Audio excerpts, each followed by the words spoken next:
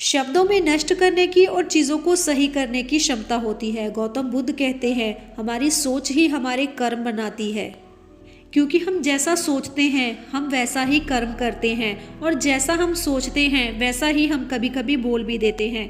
In fact हमारे सोचने मात्र से ही हमारे कर्म बनते हैं। ये पॉजिटिव एनर्जी भी हो सकती है और नेगेटिव एनर्जी भी हो सकता है। हम किसी के लिए कुछ बुरा सोच रहे हैं और इसका सीधा सीधा मतलब तो यही है कि हम अपने लिए भी कुछ गलत ही मैनिफेस्ट कर रहे हैं। जैसी वाइब्रेशन हम सामने वाले को भेज रहे हैं वैसी एनर्जी ही हमें भी रिसीव होगी। आज की इस कहानी के जरिए हम अच्छे से समझ पाएंगे कि एक्चुअल में कर्म क्या होता है और कैसे कर्मों के जरिए ही हम अच्छा या बुरा बन सकते हैं। एक नगर में दो भाई रहते थे। वो बचपन से ही बहुत प्रेम प्यार से रहते थे, लेकिन जैसे जैसे वो बड़े होने लगे लोगों की बातों में आने लगे।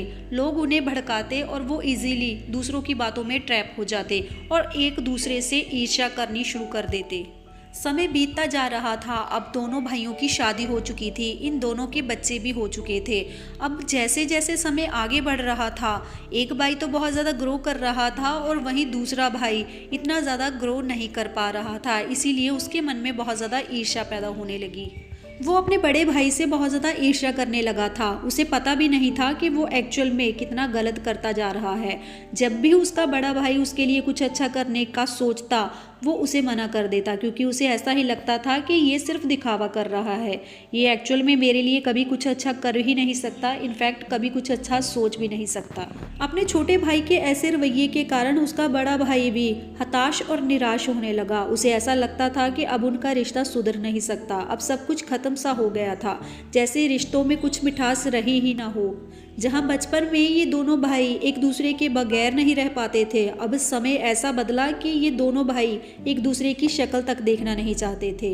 इन दोनों भाइयों की पत्नियां और बच्चे भी इस बात से बहुत ज़्यादा निराश थे कि आखिर ऐसा क्यों हो रहा है। ये आपस में मिलजुल कर रहना तो चाहते थे, लेकिन कोई पॉसिबिलिटी नज़र नहीं आ रही थी। पहले तो दिन त्योहारों पर तो एटलीस्ट ये एक दूसरे के घर जाते और एक दूसरे को मिठाई देकर आ जाते थे, लेकिन अब समय इतना ज़्यादा चेंज हो गया था, इनके व्यवहार इतने ज़्यादा बदल गए थे कि ये एक दूसरे की शक्ल भी देखना गवारा नहीं समझते थे। एक दूसरे की शक्ल से भी नफरत होने लगी थी। लेकिन लकीली इन दोनों ही भाइयों की पत्नियां बहुत ज़्यादा समझदार और सुशील थी और वो घर को बांध कर रखना चाहती थी, रिश्तों को संजो कर रखना चाहती थी, और उन्होंने अपनी समझदारी से इन दोनों भाइयों को एक करने की बहुत कोशिश की, लेकिन उनकी सभी कोशिशें बेकार जाती हैं। तभी एक दिन गांव में एक साधु आता है और इन दोनों ने ये डिसाइड किया कि वो अपनी समस्या लेकर इन साधु के पास जाएंगी, और वो दोनों ऐसा ही करती हैं। वो दोनों एक साथ घर से निकलती हैं और उस साधु के पास पहुंच जाती हैं। वो साधु को सारी बात बताती हैं कि कैसे बचपन में ये दोनों भाई एक दूसरे के बगैर बिल्कुल रहना पसंद नहीं करते थे, लेकिन अब समय इतना ज़्यादा बदल गया है और इनकी भावनाएं भी इतनी ज़्यादा बदल गई हैं कि ये एक दूसरे की शक्ल भी नहीं देखना चाहते। ऐसा क्या किया जा सकता है कि ये दोनों भाई पहले की तरह प्रेम प्यार से रहना शुरू कर दे। ये साधु कोई और नहीं, महात्मा गौतम बुद्ध थे। इन्होंने इन दोनों की बात को बहुत ही ध्यान से सुना और समझा भी। गौतम बुद्ध इन्हें समझाते हैं कि जैसे हमारे विचार होते हैं वैसे ही हम बनते जाते हैं। अगर हम अच्छा सोच पाएंगे तो हम अच्छा कर भी पाएंगे। इसीलिए सबसे पहले हमें अपने विचारों को कंट्रोल करना आना चाहिए। अगर हम अपने विचार ही अपने कंट्रोल में नहीं रख पाएंगे, अगर हम अच्छा सोच ही नहीं पाएंगे तो अच्छा कर कैसे पाएंगे। असल से हमारी सोच ही हमारे कर्म बनाती है। अगर हम अच्छा सोच पाएंगे तो डेफिनेटली हम अच्छे ही बनेंगे और अच्छा करेंगे। गौतम बुद्ध इन दोनों ही स्त्रियों की प्रॉब्लम को समझ पा रहे थे और उन्हें एक सोल्यूशन भी प्रोवाइड करते हैं। वहाँ पे गौतम बुद्ध को मिलने के लिए और लोग भी आए हुए थे जो अपने साथ उपहार लेकर आए थे। बुद्ध दोनों ही भाइयों की पत्नियों को एक एक उपहार देते हुए कहते हैं कि आपको ये जाकर अपने पति को देना है और कहना है कि ये आपके भाई ने उपहार स्वरूप आपको दिया है। और ऐसा ही दोनों भाइयों की पत्नियां जाकर कहती हैं, वो अपने साथ वो उपहार लेकर चली जाती हैं और इस उम्मीद के साथ ये उपहार अपने अपने पतियों को देती हैं कि उनके पतियों का मन बदल जाएगा। ऐसा वो कुछ दिनों तक करती हैं। जैसे ही वो उपहार देती हैं, छोटे भाई की पत्नी कहती है कि आपके बड़े भाई आपसे बहुत ज़्यादा प्यार करते हैं, लेकिन आपके ऐसे व्यवहार के कारण वो आपके सामने आने से डरते हैं कि कहीं आप नाराज़ ना हो जाए। ऐसे ही बड़े भाई की पत्नी भी करती है और वो कहती हैं कि आपके छोटे भाई आपसे बहुत ज़्यादा प्यार करते हैं, लेकिन आपके ऐसे व्यवहार के कारण वो आपके सामने आने से डरते हैं। वो मन मन ही मन में आपसे मिलने की बहुत ज़्यादा सोचते हैं, लेकिन ऐसा नहीं कर पाते क्योंकि वो आपसे डरते हैं और आपको क्रोधित नहीं करना चाहते। दोनों ही भाइयों की पत्नियां कुछ महीनों तक लगातार ऐसा करती रहती है और धीरे धीरे छोटे और बड़े दोनों भाई के विचारों में बहुत ज़्यादा परिवर्तन आना शुरू हो जाता है। उनका दिल पसीजना शुरू हो जाता है और उनके विचार बदलने शुरू हो जाते हैं एक दूसरे के लिए। अब छोटे को बड़े और बड़े को छोटे में अच्छाई नज़र आने लगी। दोनों ही भाई एक दूसरे की अच्छाई देखने लगे थे। जहाँ पे वो पहले एक दूसरे की बुराई ही देख पा रहे थे, अब वो उनकी पॉजिटिव साइड भी देख पा रहे थे। अब उनकी पॉजिटिव साइड देखने के कारण ही उनके विचार भी एक दूसरे के लिए बदल रहे थे और उनका मन बदल रहा था। दोनों भाइयों की पत्नियों ने बहुत ज़्यादा कोशिश की। अब धीरे धीरे उनकी कोशिश भी रंग ला रही थी। एक दिन ऐसा ही हुआ, दोनों भाई एक दूसरे के आमने सामने आ जाते हैं और एक दूसरे के साथ अपने मन की बात करते हैं और सारे गिले शिकवे एक दूसरे से कर लेते हैं। जैसे ही वो अपने मन की बात एक दूसरे को बताते हैं तो उन्हें समझ में आता है कि वो कितना गलत सोच रहे थे एक दूसरे के बारे में, जबकि दोनों ही भाई एक दूसरे से जुड़े हुए थे। वो मन से एक दूसरे से कभी भी अलग नहीं हुए थे, लेकिन लोगों की कुछ गलतफहमियों के कारण ही इनका मन बदलने लगा था। इनके विचार प्रभावित हो रहे थे और इनके विचार प्रभावित होने के कारण ही इनका व्यवहार भी प्रभावित हो रहा था और इनके कर्म भी, क्योंकि इन सब से मिलकर ही हमारे कर्म बनते हैं, हमारा व्यवहार बनता है।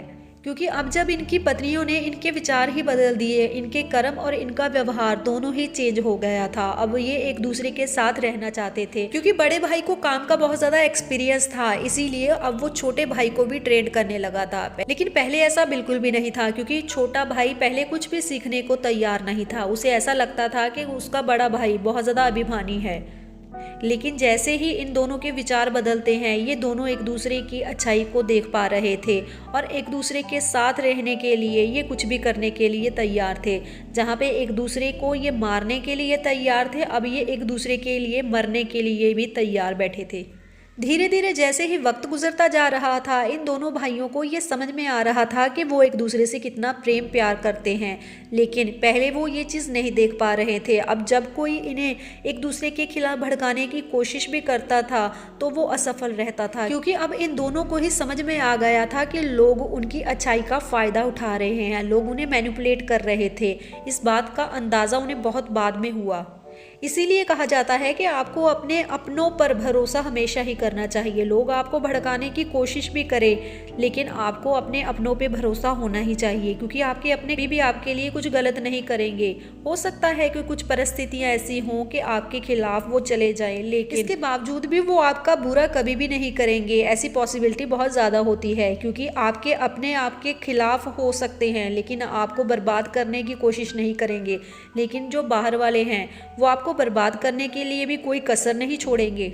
ये बात सिर्फ रिश्तों में ही लागू नहीं होती, हर फील्ड में ये बात लागू होती है। अगर आप कुछ अच्छा करना चाहते हैं तब आपको अपने विचारों को अच्छा करने की ज़रूरत है। अगर आप सक्सेसफुल होना चाहते हैं उसमें भी आपको सबसे पहले अपने विचारों को ही शुद्ध करने की ज़रूरत है। अगर आप नेगेटिव थिंकिंग के साथ कोई भी काम करते हैं तब भले ही आप उस काम में कितने भी अच्छे हो, कितना भी एक्सपर्ट हो, लेकिन उसके बावजूद आप उस काम में असफल हो सकते हैं। वहीं दूसरी तरफ अगर आप किसी काम में बहुत ज़्यादा अच्छे नहीं भी हैं, लेकिन आपका माइंडसेट ऐसा है कि आप अच्छे करने की कोशिश कर रहे हो, आप पॉजिटिव हो, खुद पे पूरा भरोसा रखते हो, आपको सफल होने से कोई भी नहीं रोक सकता। आपको कंटिन्यूअसली उस काम को करते रहना चाहिए। नेगेटिव लोग भी आपको मिलेंगे और नेगेटिव एनर्जी भी आपको मिलती रहेगी, क्योंकि जब आपको आपके काम में सफलता नहीं मिलेगी तब स्टार्टिंग में आपको बहुत ज़्यादा बुरा लगेगा, लेकिन धीरे धीरे अगर आपको छोटी मोटी सफलता मिलनी शुरू हो जाती है तब भी आपको पॉजिटिव रहना है, क्योंकि ये छोटी मोटी सफलता ही आपको बड़ी सफलता की ओर लेकर जाएगी। आपकी सक्सेस भले ही छोटी हो, लेकिन ये छोटी सक्सेस ही आपको बड़ी सफलता दिलाएगी। इसीलिए अगर आपको छोटी सफलता मिल रही है तब उसी में सेटिस्फाई रहिए, अपने काम को अच्छे से कीजिए, एफर्ट करते रहिए और पॉजिटिव रहिए, कंसिस्टेंट रहिए, कंटिन्यू रहिए। आपको सफलता एक ना एक दिन ज़रूर मिल ही जाएगी, भले ही थोड़ा वक्त ज़्यादा लग जाए, लेकिन सफलता की गारंटी है। आप क्या सोच रहे हैं, आपका माइंड किस तरफ भाग रहा है, इस बात का आपको बहुत ज़्यादा ध्यान देना है, क्योंकि आपका मन मन बार बार आपको भटकाने की ही कोशिश करेगा। आपका मन आपको उसी तरफ लेकर जाने की कोशिश करेगा जहाँ पे इंजॉयमेंट है, लेकिन आपको देखना है कि आपको थोड़े पल का सुकून या फिर ज़िंदगी भर का। अगर आज आप कोशिश करते हो तब आपको लाइफ में रिग्रेट नहीं रहेगा, आपको पछतावा नहीं होगा कि आपने कोशिश नहीं की थी। आज आपके पास वक्त है तो वक्त को अच्छे से यूज़ कीजिए, इसे व्यर्थ के कामों में व्यर्थ करने की कोशिश मत कीजिए। गाइस, अगर वीडियो अच्छी लगी हो तो वीडियो को लाइक करके चैनल को सब्सक्राइब ज़रूर कर लीजिए ऐसी ही अमेजिंग वीडियोज़ के लिए। Thank you guys, thanks for watching.